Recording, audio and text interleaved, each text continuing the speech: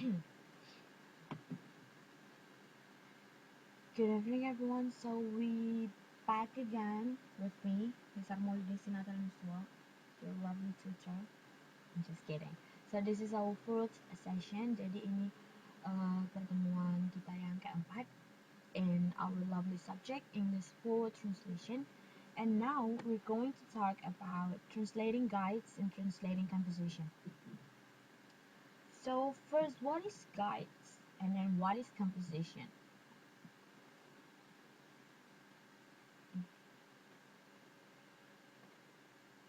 So guide is like, panduan. So there's a lot of things. Ada beberapa jenis panduan, like panduan cara memasak, panduan cara bernyanyi, panduan cara menulis, panduan seperti itu. Nah, here guides here ada. Oh yeah, that's guides. I'm sorry. And then what is conversation? Conversation is when you guys have a topic to talk between two people talking about something. That's what we call conversation. Conversation, it must be between two or more. If you talk alone, that's not a conversation. It's more like speech. Jadi kayak Anda ngasih speech, like pidato. You talk alone, right? Atau like me right now, I'm teaching, so that's not a conversation. More like one side. And then there's sometimes people call one-side conversation. Satu sisi, percakapan di satu sisi. What do they call that one-side conversation? Itu terjadi jika lawan bicara Anda atau your partner not really into your conversation, tidak begitu antusias atau tidak memberi how to say sesuatu yang positive, like aura, not aura, but more like tanda-tanda, very much like no, I don't want to talk about this. I don't really like you, so I don't think we can have this conversation. So you keep asking, and then he just yeah, no, well, something like that. Jadi, how to say that in bahasa ya? Respon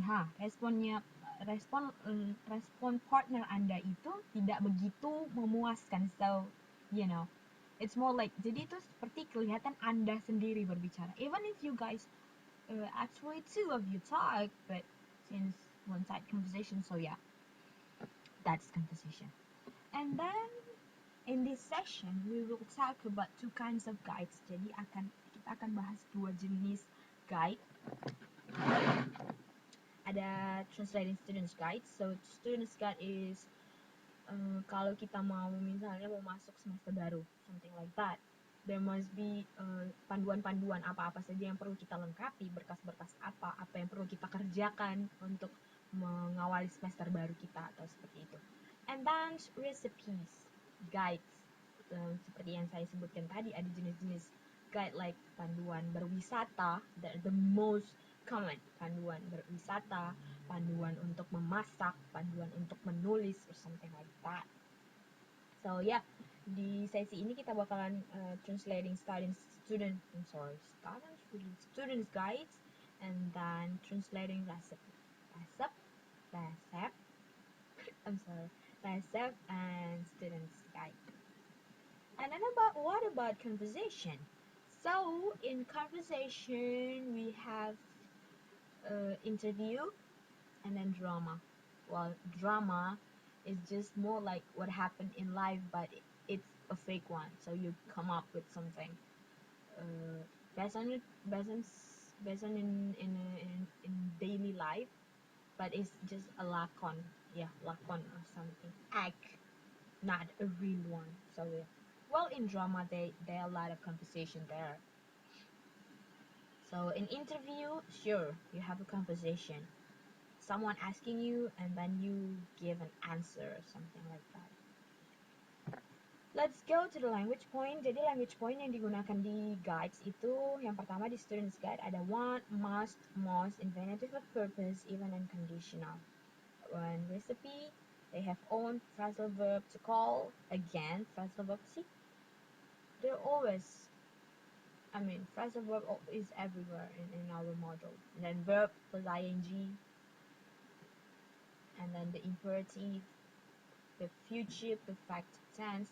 Kalau kemarin kita bahas past future tense, and then here we have future perfect tense and then conditional again. How about in language points and conversation? They have imperative, else, passive, true, accusative, how, infinitive, over, and then in drama they have hope, look forward, expect, wait, polite request, phrasal verb, to run, must not, question text, and both.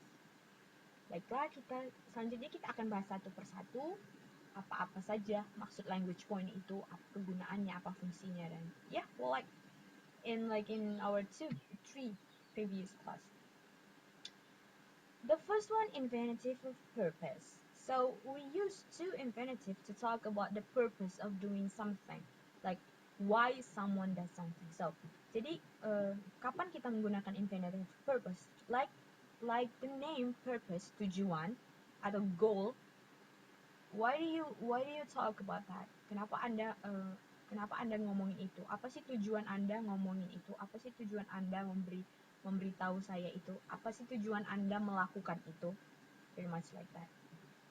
Like the example, she telephoned me to invite me to party. So why does she telephone you? Why does she call you? To invite me.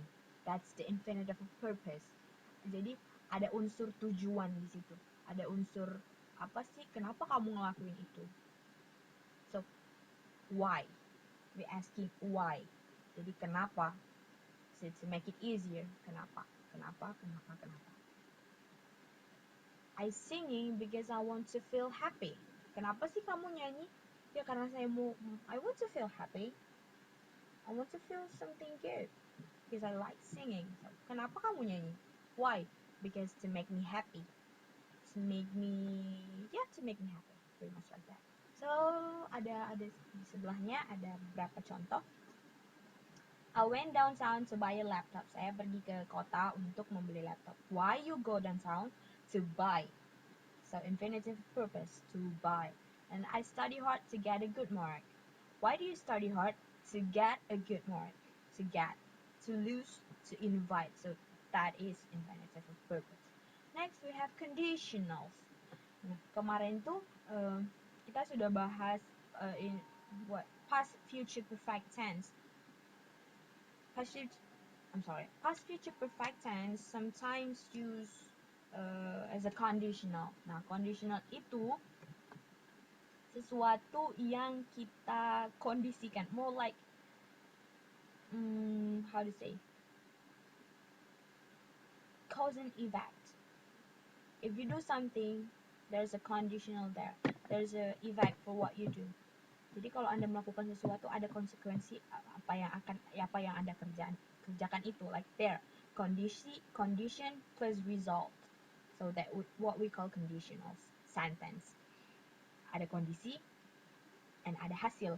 And then there are four type actually. I'm sorry. 4 type of conditionals. There are zero conditional, first conditional, second conditional, and third conditional. Nah, mari kita bahas satu-satu. Yang pertama itu, apa sih zero conditional? What is zero conditional? So, zero conditional is fact which are generally true or scientific facts. The condition always has the same result. Nah, zero conditional itu adalah fakta yang umumnya memang benar pada umumnya.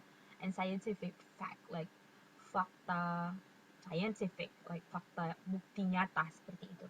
Like the condition always has the same result. Nah, kondisinya itu hasilnya selalu sama. So yeah, we already know something, fakta yang kita semua tuh tahu.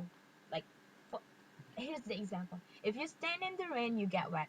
Well, of course you get wet. We knew that. So like that cause zero. Like okay, I know. Ya kalau berdiri di hujan ya emang basah lah. Very much like that. The same result. Hasilnya tuh selalu sama. Kalau kamu berdiri di hujan, kamu bakalan basah. Nggak bakalan beda, bakalan seperti itu. Like nggak bakalan mungkin kan kalau kalian berdiri di hujan tapi tidak basah. Well, that would happen if you use umbrella, right? But still, we talk generally. We can put like, if you stand in the rain, you get wet unless you use umbrella. So we had unless there. Kecuali kamu pakai umbrella.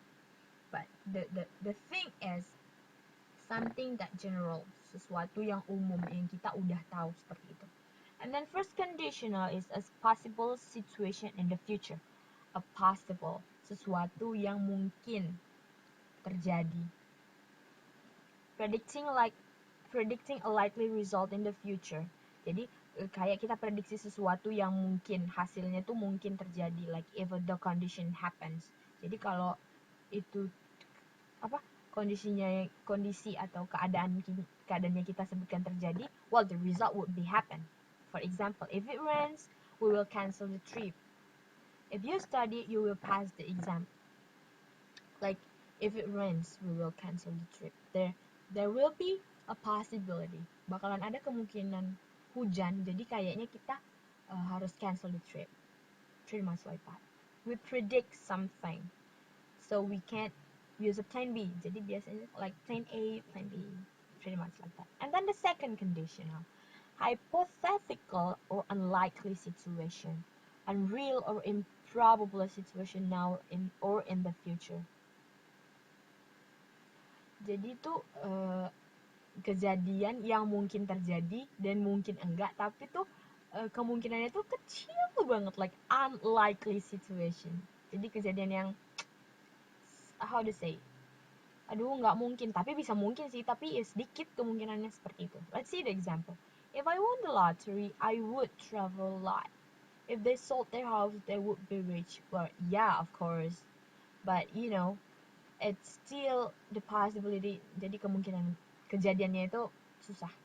Pretty much like that. And then the third conditionals. The person is imagining a different past, imaginary situation that did not happen. Jadi itu more like what you have in mind. Jadi kalau itu kayak menghayalkan sesuatu yang ya ampun itu tuh nggak bakalan terjadi, mimpi deh kamu. Pretty much like that.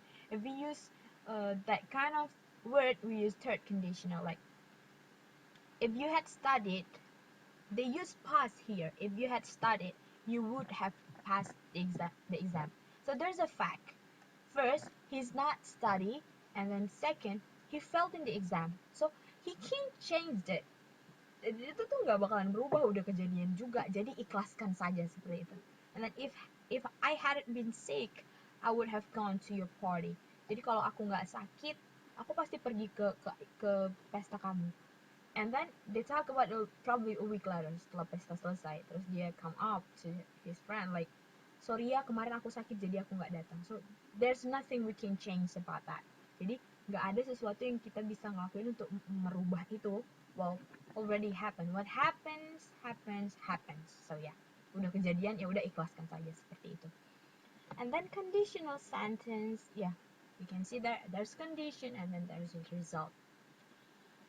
Next one, we have phrasal verbs to call. There's here the call at, call around. Here's the meaning. What is that? Call down, call forth, call in, call for, call away. So yeah, easy. And the next, ing. Again, verb plus ing. More like we call it gerund or something. Ing, eating, walking. We just talked about this yesterday. No, not yesterday, I'm sorry, last week. So yeah, it's kind of easy for you. The next one is the imperative. Well, imperative, as the name is kalimat perintah. We do something to demand people, like to do orders. Jadi kayak nyuruh seperti itu. The imperative is formed with a verb without subject. Jadi kalimat perintah itu biasanya tidak ada subjeknya. Karena kan kita tuh nyuruh, kita tuh memerintahkan. We demand someone to do something for us. Like, open the door. Take that. Pay attention please. Listen to me. Jadi, more like that. Jadi memerintahkan sesuatu. But, imperative without a subject and without put something more, that sounds impolite. Jadi, kadang-kadang kalimat perintah ini kedengarannya seperti tidak sopan. If you just see like open the door, buka pintu, like that is not a good thing to say. Like, can you please open the door, please? Like, would you mind to open the door, please? So it's more polite. So yeah, here's the example, and then here, and then we have future perfect tense. Nah, kalau kemarin kita bahas past future, we talk about future perfect tense. The future perfect tense shows an action that will occur before another action or condition in the future. So, how to say? Jadi tuh future perfect ini tuh sesuatu yang sedang kita rencanakan, tapi kita udah rencanain sesuatu ini, tapi mengerjakan itu masih nanti. Like the example, by August you will have learned how to swim. Nah, kalian udah rencana ini mau berenang, tapi bakalan dikerjakan tuh nanti Agustus, pretty much like that. And then by Friday they will have bath many times. Nanti di Rabu mereka bakalan mandi berkali-kali or something like that. Jadi satu action yang belum complete dan bakalan dikomplitkan nanti in the future. So haven't complete yet, but that will complete, but someday in the future, something like that. And then again, passives. We talk about passives a lot. So, but yeah, I will remind you because we talk about it again over and over and over. I don't think kayaknya nggak perlu lagi deh ngomongin ini lebih dalam. I would just simply want to remind you. Jadi saya mau ingetin lagi. Nah, kalau pasif itu they more focus on the object, active they focus on the subject. That's it. And then we have accusative, how infinitive. First, what is accusative? Jadi itu kayak accusative, we call it like tersangka. No, not tersangka in that way, but terduga or something like that. What's the accusative? Siapa yang diduga or siapa yang diduga? And let's see the example. The dog ate our turkey. Jadi untuk menganalisa accusatives, jadi kita kasih dua jenis contoh, not dua jenis. Kita dua step. What is the verb and then what? I mean, verb here is ate, and then apa yang dimakan. And then setelah kita dapat hasilnya, that's what we call accusative. Like the dog ate our turkey. What is accusative there? Which one is the accusative case? Nah, subjeknya the dog, and then what the dog doing? Nah, dognya ngapain? Makan. Apa yang dimakan? Turkey. So that's the accusative. And then the next one is the leopard chased him for an hour. What is the verb and then what the verb the verb do? Like the verb is chase, and then chase what? What is his chasing? So that's what we call accusative. And we have polite request. As you know, polite request is how do we request something in a polite way. Jadi bagaimana kita memohonkan atau meminta tolong in a polite way. Jadi usually they use modal like can, could, may, might, would, or something like that. But ada stepnya, like informal, whether it is apakah itu formal atau tidak, atau informal atau very formal. Nah, might is really really really formal, so kita tuh nggak pakai might. Can is already enough, jadi pakai can sih udah okay, udah itu consider as a informal way. May is considered as informal. So if you talk to your professor, to your teacher, you can't use may. May I have your time, sir? Or pretty much like that. You can't use can. You can, but you cannot, like it sounds not appropriate. Jadi tidak terlalu bagus kalau Anda itu menggunakan can. If you talk to someone like really, ya kayak kayak profesor, kayak guru, atau boss, atau something like that. So you choose a formal one like may, could. And the next one we have, okay, this is the situation, and then you can use whether you want to use could or can't you. So let's put one example. You want the TV to turn on. So you ask your friends, let's say your sister, could you please turn on the TV? And then could you here? Oh my god. Here. Could you please turn on the TV? Could you please open the door? Could you please, may I borrow your books? Could you please make me a sandwich? Can you make me a sandwich, please? Pretty much like that. And we have phrasal verb again. The run. Run of, run into, run through, run to, run up, run over, run on. So here's the run, and then here's the meaning. Like, I run off from that class. I am escape. So like kabur or something. Saya kabur dari kelasnya soalnya it's boring. It's boring. So I run off from the class. Kelasnya boring sih, kelasnya ngebosenin, jadinya saya kabur deh. So it's just an example. And this is more example. He ran after the bus, but he can catch it. They run away from the burning house. Melarikan dia, mereka menyelamatkan diri. Kids are running around the neighborhood, running around like they play or something. And then these men run for presidential election, run for like mendaftarkan diri, like try to be elected. And then my car ran off the gas, like ran out, habis, selesai. So that's more example about phrasal verb run. And we have question tags. Nah, question tags ini like we want to emphasize something. Kita mau memastikan sesuatu. Like in the example, you are a student, aren't you? Kamu siswa kan ya, seperti itu. And then there's, nah kalau di positive, kalau di kalimat di clause pertamanya itu kalian udah pakai positive like here, positive, bentuk positive form. Nah di sini itu bakalan negatif. Nah kalau di sini negatif, di sini positif. So like Mary isn't a teacher, is he? So ada dua jenis penggunaan question tags by the intonation. Nah if the intonation goes down, that means, if the intonation goes up, it means you are not sure, you want to know, and you want to know the answer. Jadi kalau naik itu, John doesn't speak Spanish, does he? Like, does he? Like you asking, John doesn't speak Spanish, does he? Like, you don't know whether John really speaks Spanish. Jadi kalian tidak tahu beneran gak sih si John itu bisa bahasa Spanyol. But the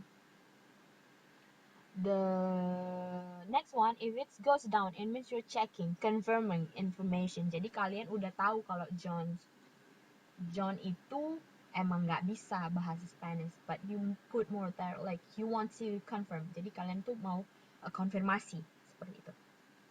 You see the difference. John doesn't speak Spanish, does he? And then John doesn't speak Spanish, does he? Pretty much like that. Go up or down. This is the more example of positive of question tags you can read later on. So yeah, that's all what we got. Thank you so much for listening, and then next week we are going to talk about the last meeting. We will have our last meeting, and then we will talk about history and then news. So I hope you guys, I will see you guys next week. But after next week, we already finished all our session. We're going to talk about our final project and then your final your final assignments. We have 2 more assignments. We already finished our first assignments, jadi sudah finish. Yang kedua dan ketiga kita bakalan bahas minggu depan. not minggu depan, the next 2 weeks, minggu depannya lagi, 2 minggu ke depan, karena minggu depan kita bakalan omongin history and news. Setelah habis semua modul, setelah kita bahas, nah minggu depan kita bakalan bahas tugasnya. Yang pertama kalian bakalan buat presentasi, and then yang kedua translate one of the topic from the model. So yeah, I'll see you guys next week. If you guys have any question or something you're confused about, you can contact me in our group. So thank you so much. I'll see you next week. Bye bye.